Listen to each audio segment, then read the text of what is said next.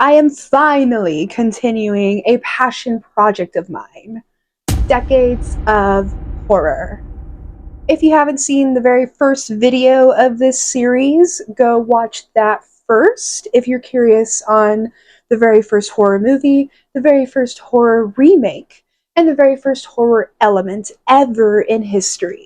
I also ranked all of the horror movies that took place between 1890 and 1899. So I will be doing the same for this one between 1900 and 1909. The only difference is that in that video, there were 11 found horror films. But in this decade, we got double that, almost double that, which comes to a whopping 20 found horror films.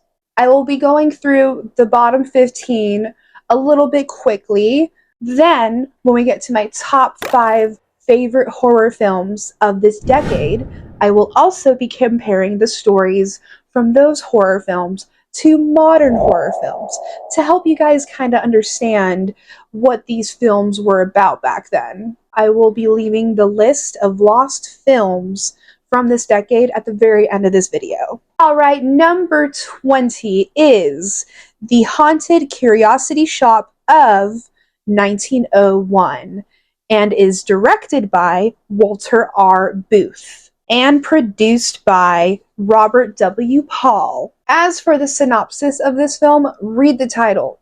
There's no story.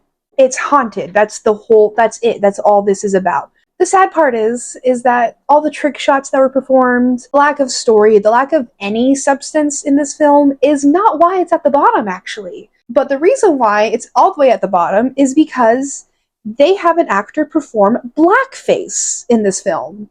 I advise everyone to never watch this. Alright, let's move on. Number 19 is Faust and Marguerite of 1900, directed by Edwin S. Porter and produced by Edison Manufacturing Company. This film is about the devil trying to persuade Faust into unaliving his beloved Marguerite. This was a really weird watch. Like, Marguerite is just sitting by the fireplace, literally like this.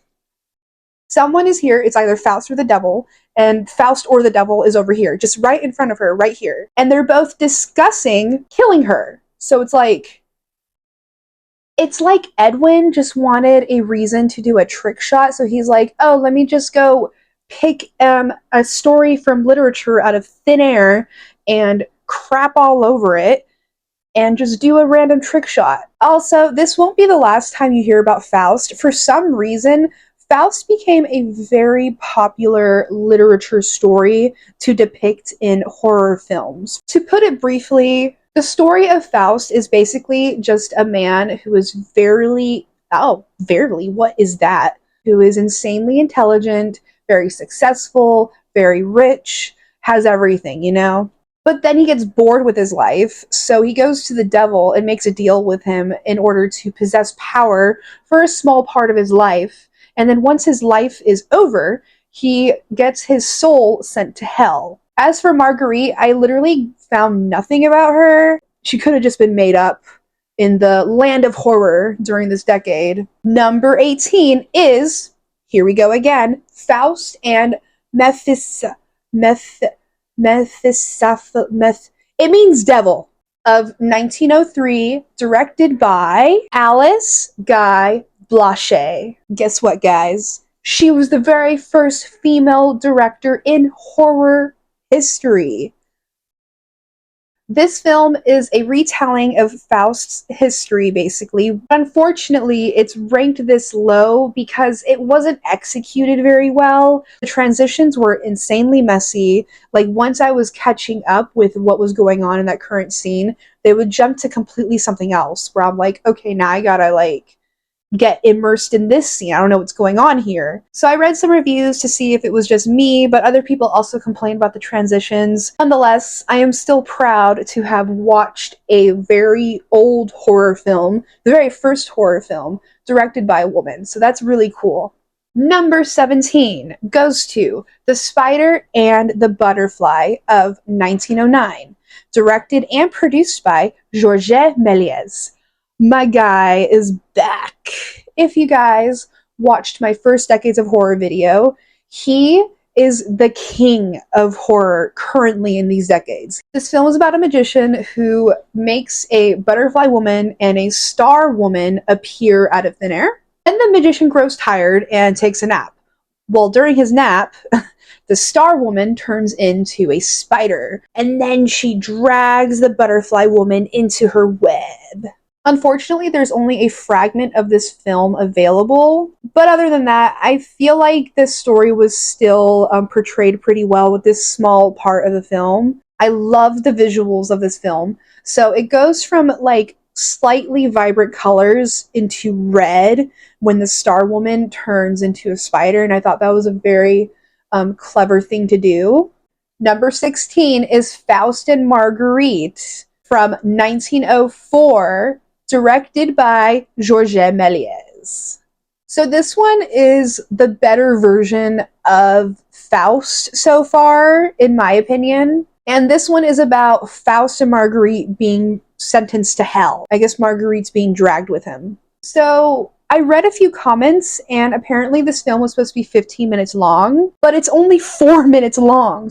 I'm not too sure if this is true, though. I tried looking for clarification online. It's just unknown, really. But it would make sense because transitions are everything during this period, and the transitions in this film were a little weird, too. But other than that part missing, the cinematography was excellent. I think Georges just knows how to piece backgrounds together and how to do his trick shots. Number 15 is The Merry Frolics of Satan of 1906, also known as The 400 Tricks of the Devil, directed and produced by Georges Méliès. So this film is about two travelers that go from inn to inn, basically hotel to hotel, and every time they go to a new hotel, the devil just pops up and starts messing with them. Then the devil somehow tricks them into getting into this carriage and leads them through the heavens on their way to hell.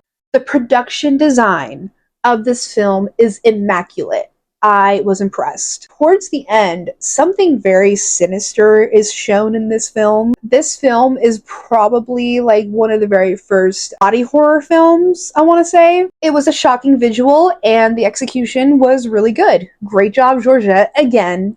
Number 14 is Faust in the Underworld of 1903, aka The Damnation of Faust, or The Condemnation of Faust, directed and produced by Georges Méliès. This film is about the devil giving Faust a tour of hell. The devil tempts Faust into enjoying hell by showing him some exotic dancers, but Faust gets a little freaked out by all the demons and monsters looking around. The visuals and the backdrops, perfect. I really liked this film. It was very mesmerizing. Number 13 goes to The Sealed Room of 1909, directed by D.W. Griffith and distributed by Biograph Company.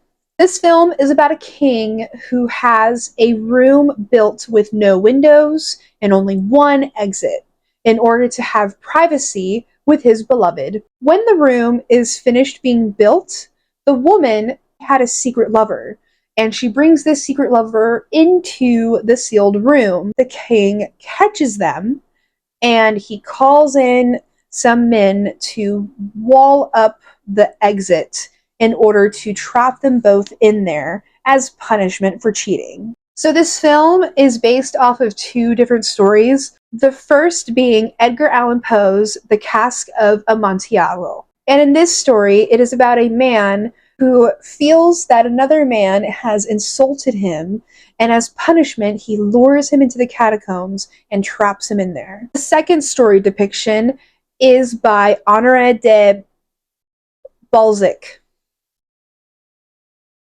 and the story is called La Grande Bretèche. This story is about a doctor who travels to a town, and he becomes interested in this house that no one is allowed to go to. So he asks the locals, hey, what's up with that house? He learns that the previous owner forbade anybody to ever live there after her death. The reason why she forbade this is because when she was alive, she was cheating on her husband, and she had her lover hiding in the closet when he came home with suspicion. And she told him, if you look in that closet, I will leave you. So he agrees not to check the closet, but he calls his masons in to wall up that closet so that neither of them can ever go in that closet again. The production design of the castle, as well as the sealed room, were depicted very well. I also like the combination of two stories from literature. Number 12 goes to The Infernal Cauldron of 1903, also known as The Infernal Boiling Pot, directed and produced by Georges Méliès. This film is about a demon that places people into a boiling pot, and then the cauldron just goes up in flames. That's it. Even though this film is super short and not really a story going on there, I enjoyed myself the entire runtime. I thought it was hilarious how these people just kept on being thrown into this cauldron. Number 11 goes to Uncle Josh's Nightmare of 1900, directed by Edwin S. Porter and produced by Edison Studios. This film is about a man named Uncle Josh, clearly, who is trying to sleep but can't for some reason. The reason is that he's being tormented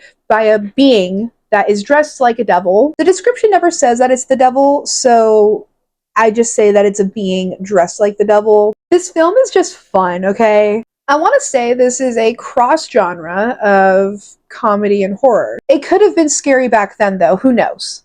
Number 10 goes to The Cakewalk Infernal of 1903, also known as The Infernal Cakewalk, directed and produced by Georges Méliès. This film is about a character named Pluto returning home to hell after exploring Earth, and with him he brings along two dancers that know how to perform the cakewalk. So these two dancers teach everyone in hell how to do the cakewalk dance. And then the middle to end of the duration of this film is the devil just like enjoying the heck out of that dance. So just a little bit of history here. If you don't know what the cakewalk is, the cakewalk dance, it was developed from prize walks, which were dance contests where a cake was held as a prize. This took place during get-togethers at the plantations. This dance showed up in a bunch of Broadway I also saw from online. From my interpretation from this film, I feel that Georges had this dance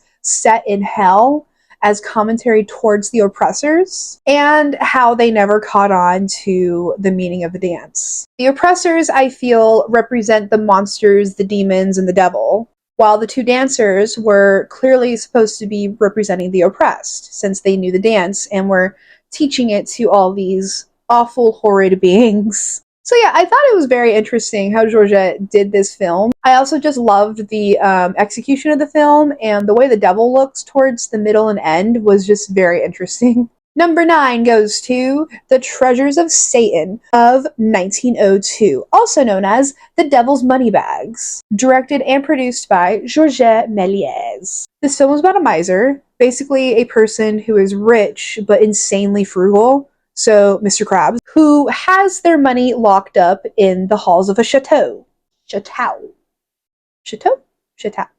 Then Satan comes into the halls and takes all of the bags and locks them up in this magical box. When the miser returns for his money, he sees that it's a little difficult to get to. There's been some confusion about this film. People believe that this money belongs to Satan, and the miser is trying to steal from Satan. But if you read the description, it clearly belonged to the miser, and the devil's just here like, I'm gonna mess with you. I had a lot of fun with this film. They do a lot of illusion work going on. There's some people beating up the miser too. Like, it was entertaining all around. Number 8 goes to The Devil and the Statue of 1901, directed by Georges Méliès and produced by him as well. This film is also known as The Gigantic Devil. This film is about Romeo going to see Juliet, and then after he hangs out with her, he leaves for the night, and then the devil pops up in the room. Once the devil pops up, he blocks off the window so that Romeo can't come and save Juliet. The devil then grows in size and performs a dance. It's kind of like when Pennywise does his dance, you know, like that weird dance that he does. Then the statue of Madonna awakens in order to protect Juliet. I also really enjoy how in a bunch of Georges' films, he's got the women as like the savior / protector. You'll see later on and higher up in my ranking what I mean by that. This is also one of the very first crossover horrors, it seems like, because I'm pretty sure the devil does not pop up in the story of Romeo and Juliet. Number 7 goes to The House of Ghosts, also known as The Haunted House, of 1907, directed by Segundo de Chamon, and distributed by Pathé Frères. This film is about a group of travelers going to find a place to stay, and they find this random house, and they're like, hey, I'm gonna stay here. Unfortunately, the house has a lot of activity going on, which is why it's abandoned. This film was very fun. There was a bunch of special effects going on, a bunch of utensils moving on their own, a lot of movement going on. I also found it funny how every time something weird happened in this house, the travelers were just like, huh, that was weird. And they just continue going about unpacking and eating their dinner and whatnot. They really needed a place to stay. There's also this gnarly looking ghost towards the end of the film.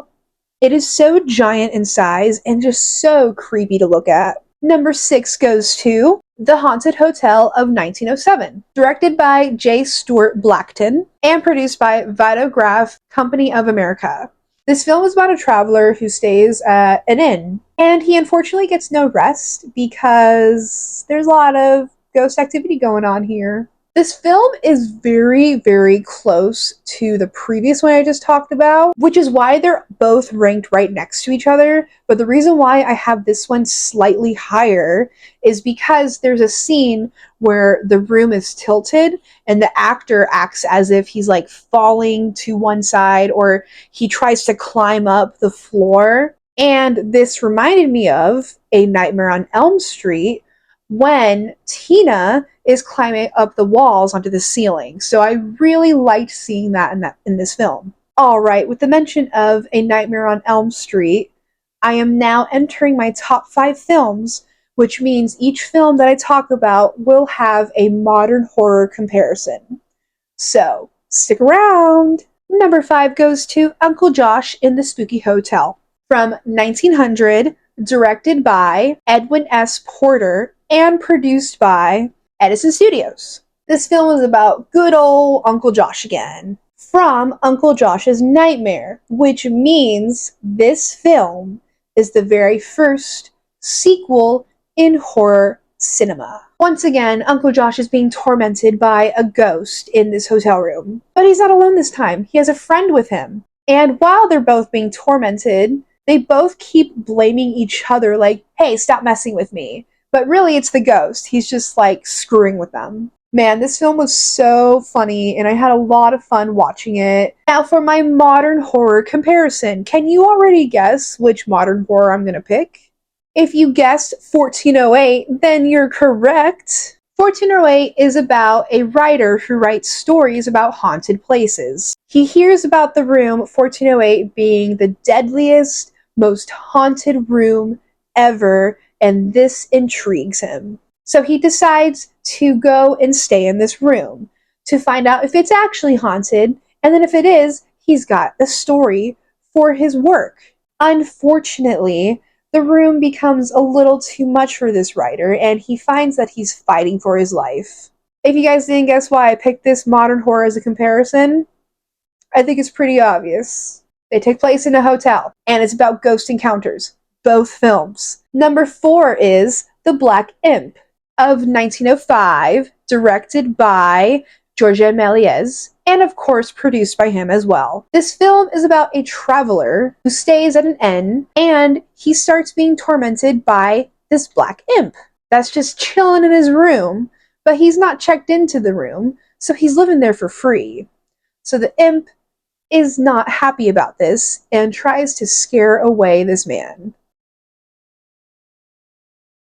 The traveler is just losing it the entire runtime. You can see how angry he gets, and he just starts messing up the room too later on and just starts smashing things, and then the security just escorts him out. It's literally so funny to watch, but also kind of messed up because this traveler just wanted to stay there and chill, and this black imp is like, no, I want to continue freeloading off of this hotel, get out of my room. For a modern horror comparison, I picked Case 39. This movie is about a social worker who is assigned a girl who is being abused by her parents. The social worker gets a call in the middle of the night from the little girl, seeming distressed. This worries the social worker. She runs over there. This was enough evidence to show that the girl was being abused, so the social worker is able to take the girl out of these parents' custody. Once this happens, though, very sinister activity starts happening to the social worker as well as the people closest to her. I can't explain why I picked this as a depiction, mainly because it will ruin the twist of the movie. So watch Case 39 and tell me if you see a comparison with the Black Imp. Maybe you can just go off of my description and watch Case 39 and see, okay, I see why she picked this film. Number 3 is The Monster of 1903, directed and produced by Georges Méliès. This film is about an Egyptian prince who misses his deceased beloved. In order to bring her back, the prince seeks out a dervish. In folklore, the dervish were people who performed miracles. The dervish brings a spirit to life that embodies the prince's beloved, but then he takes her away immediately. Pretty messed up. The way that the spirit is being brought to life is insanely cool in this movie, because basically it's a sheet that's being floated up into midair. It's a very giant sheet, and it's kind of see-through, like towards the middle and bottom, I think, and it just looks really interesting. For a modern horror comparison, I felt that it closely resembled Pet Sematary. I didn't really like the remake. This film is about a family who moved to a new place. A horrible accident occurs, taking the life of one of the children of this family. The dad hears about this cemetery that brings life back. So, the dad takes his child to this cemetery, buries the child there, in hopes of them returning back to life. Well, it works, but unfortunately, the child didn't come back as themselves. I feel that this was a good comparison. I mean, the beloved kind of acts weird towards the prince when she comes back to life anyways in The Monster. So I was like, okay, maybe she's not herself. There you go, Pet Sematary comparison. But also it's just about bringing life back to someone you lost. And that's what both films had in common. Number 2 is Bluebeard of 1901, directed and produced by Georges Méliès. This film is about a wealthy man who gains an 8th wife after his previous 7 passed away mysteriously. Ooh, this film is freaking awesome. It screams feminism. Just love women empowering other women and seeing that in films. It just makes me so happy. And I love that Georges made this film in order to have women working together. It's just great. For modern horror comparison, I picked Get Out. This film is about a man going to meet his girlfriend's family and friends for the very first time. Once they arrive, some weird things begin to happen as the man learns the truth of his girlfriend's family. The twists in Get Out are what make them comparable, so I can't really speak much on why I find them both comparable towards each other.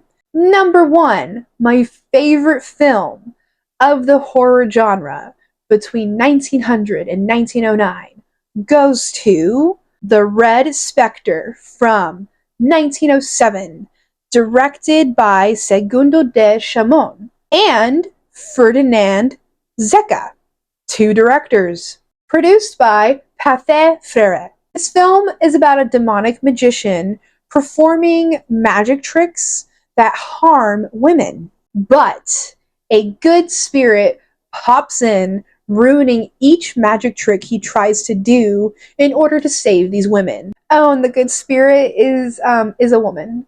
I love this film. It was so fun to watch. Even the magic tricks were super interesting. Like, the special effects were so cool to look at.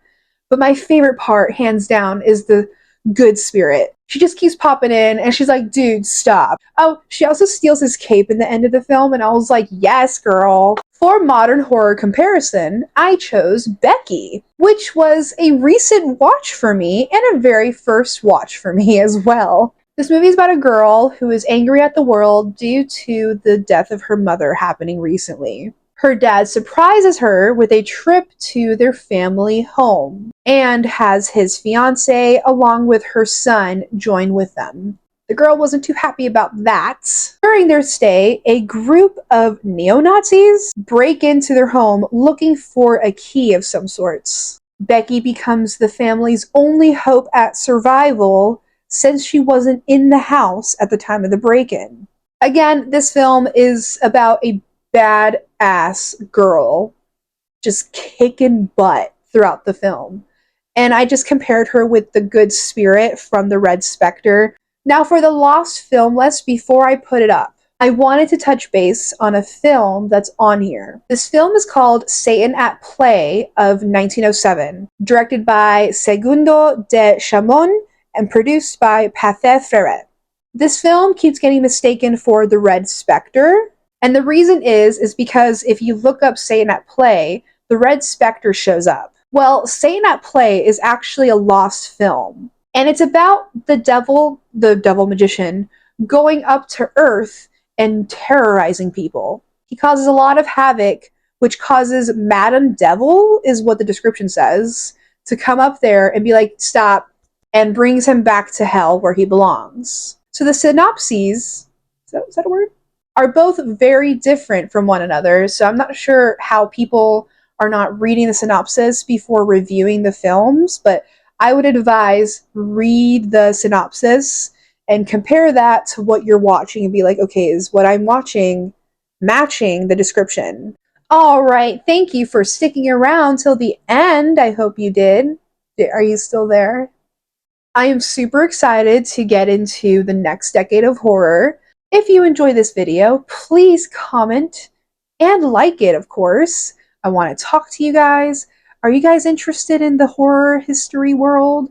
I love learning about old horror films. It's just so interesting to see what scared people back then. If you enjoyed this content, subscribe, hit the notification bell so that you don't miss any of my content. And thank you for watching.